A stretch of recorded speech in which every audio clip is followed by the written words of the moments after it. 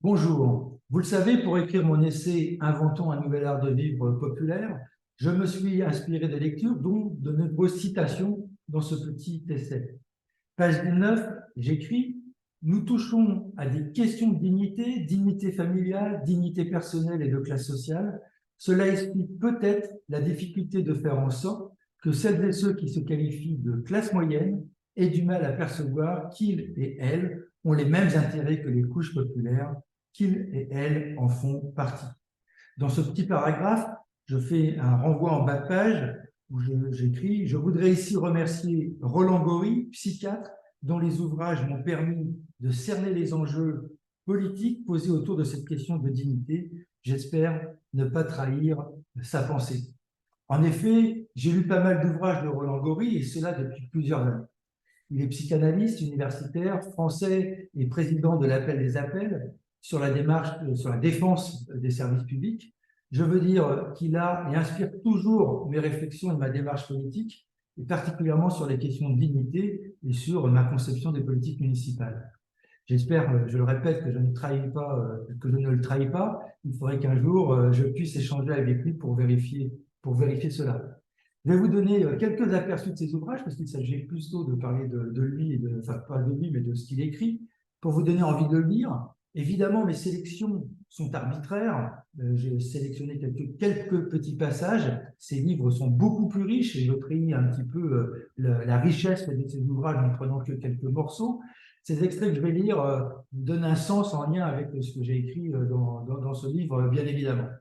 Dans son ouvrage « Faut-il renoncer à la liberté pour être heureux ?», j'ai noté une citation que je vais vous donner: « Qu'on se le dise, ce n'est pas en mettant des policiers derrière chaque soignant, des radars sur toutes les routes, dans les crèches et les maisons de retraite, des détecteurs de métaux et d'anomalies comportementales, de lignes jaunes et de lignes rouges, etc., que l'on réglera le problème aujourd'hui insupportable de la sécurité, et encore moins celui du sentiment d'insécurité.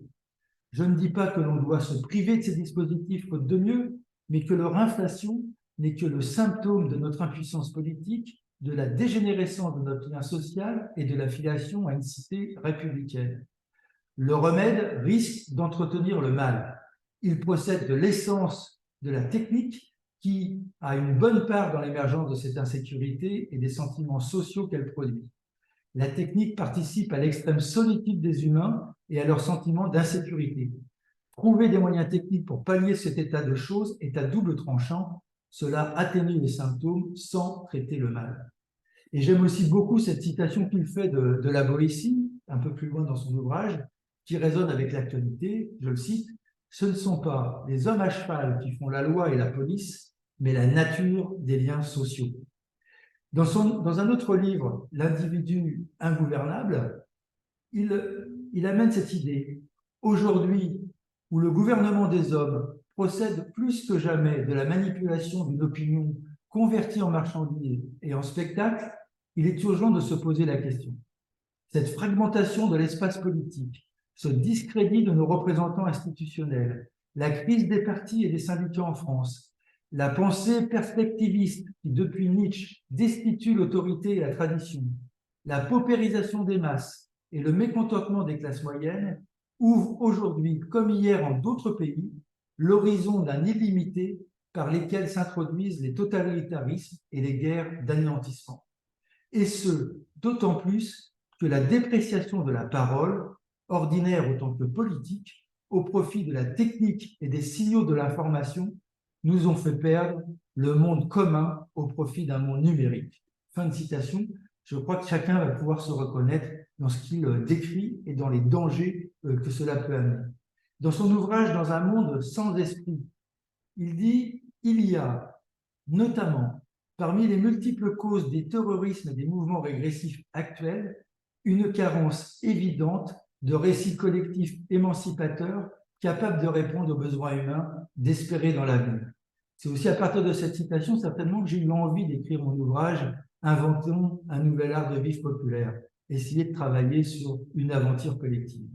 Il dit plus loin: « Cela n'explique pas tout, loin de là, mais cela devrait nous permettre de comprendre combien il est urgent de trouver d'autres réponses aux besoins humains que celles véhiculées par les théofascismes et les replis nationalistes et réactionnaires pour fabriquer de nouvelles fictions.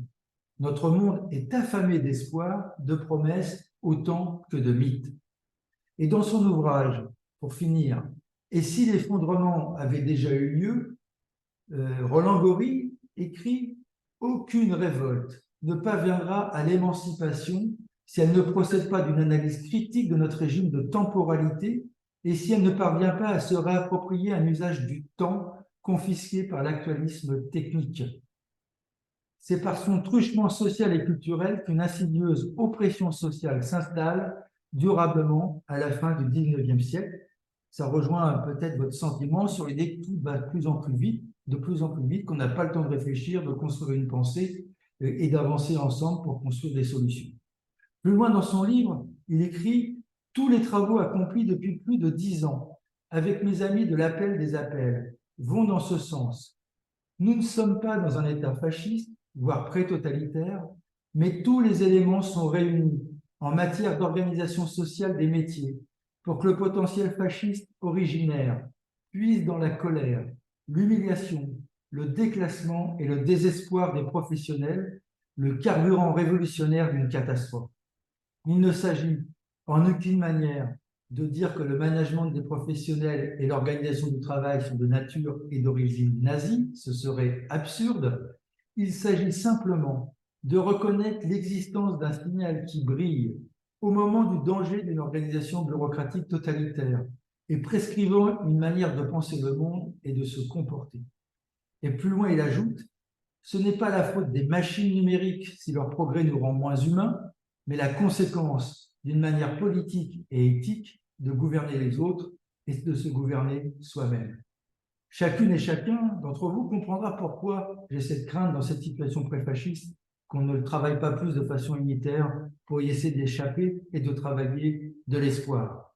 Voilà, fin de cette présentation. Lisez Roland Gori, c'est d'un grand apport et ça permet surtout de réfléchir, même si on n'est pas forcément d'accord avec tout.